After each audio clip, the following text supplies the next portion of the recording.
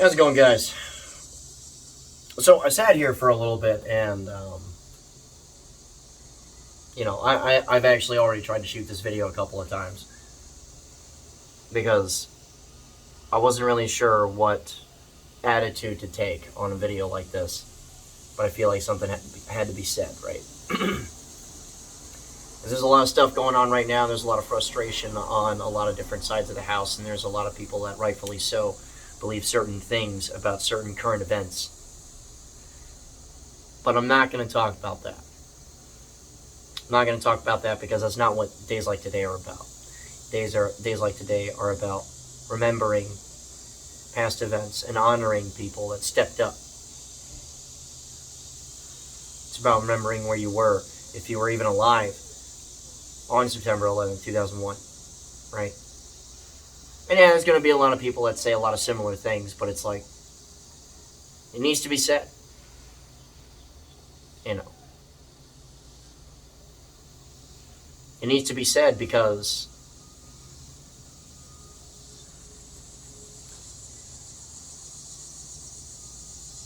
look, there's a lot of people that are older than me. There are some people that are significantly younger than me now, but I'm 30, okay? I was in 5th grade on 9/11. I remember the news being on, and me with a bunch of my little classmates and stuff, we watched the second plane go into that building live, right? Because at first it was viewed as, like an accident, because what else would you think? And I remember being pulled out of school. And I remember all kinds of things that went up afterward. I remember my mom was coming home from a business trip, and that was the first time that I ever saw somebody uniformed and armed, ready to go. He was in a hatch of a Humvee at the airport with an M2 pointed at the sky, right? And that's when I realized this was very serious, even though I didn't know how serious it was going to be at the time. I remember my dad going to the third world on more than one occasion. I remember wanting to do something, right? As did a lot of people, and you imagine, those soldiers and Marines, sailors, airmen, coasties. You imagine what it would be like if you were going through training at that time, either it's boot or your job training or basic or whatever, right? And you get the word that something like this happened. And I can imagine that a lot of people immediately prepared themselves to go do something about it. Or guys that were already in units, jumping at the bit, let's go. What are we waiting for?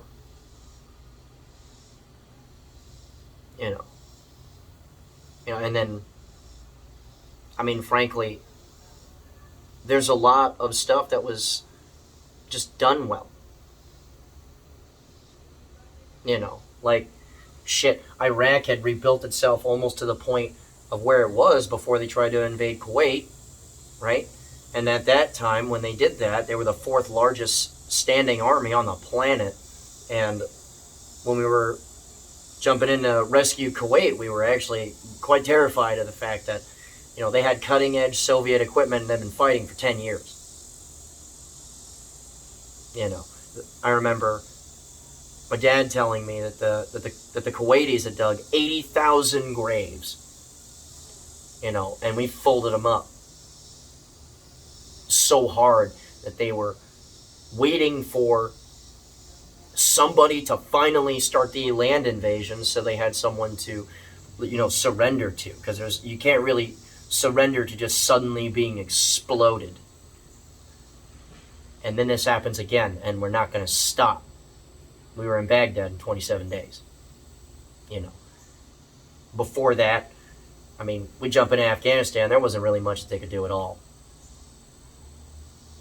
And then we start dealing with insurgency warfare a few years after. And a lot of people have a lot of different opinions and that kind of stuff, but here's mine. You can look at yourself in the mirror and you can look your friends square in the eye and you can say, we did our job so well that people forgot we were fighting. Because that's ultimately what we're supposed to be, right?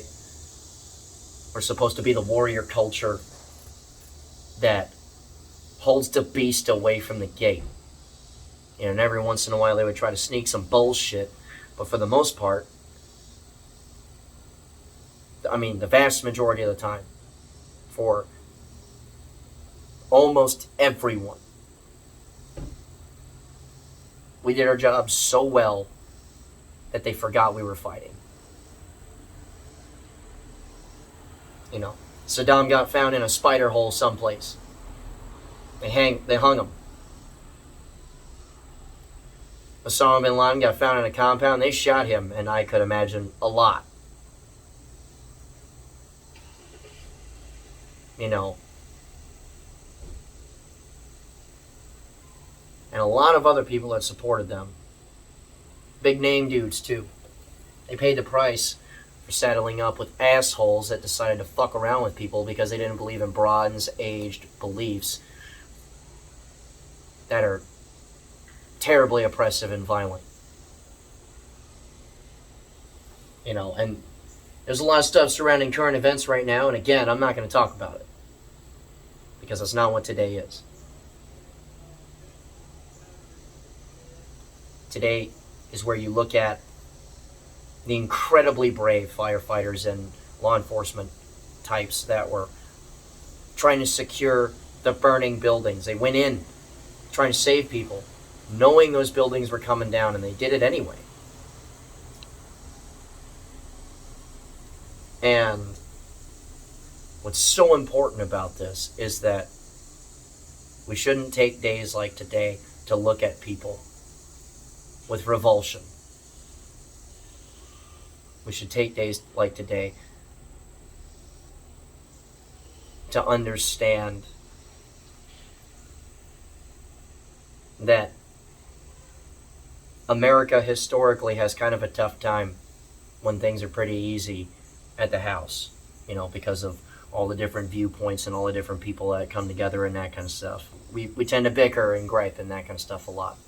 And that was still a thing back then. It didn't change. People were still very stupid. They still fought each other all the time. There's, politicking was still politicking. That's never really new. But then something like that happened and the entire country came together to go hand out some justice to some assholes that earned it.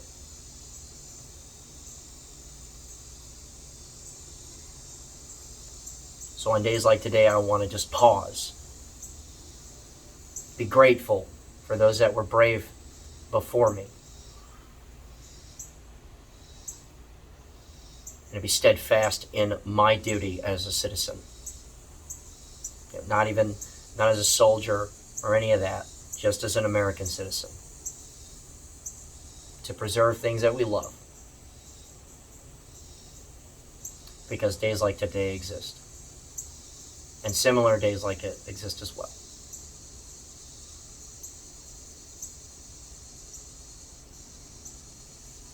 That's all I really got. This is about as somber as I get.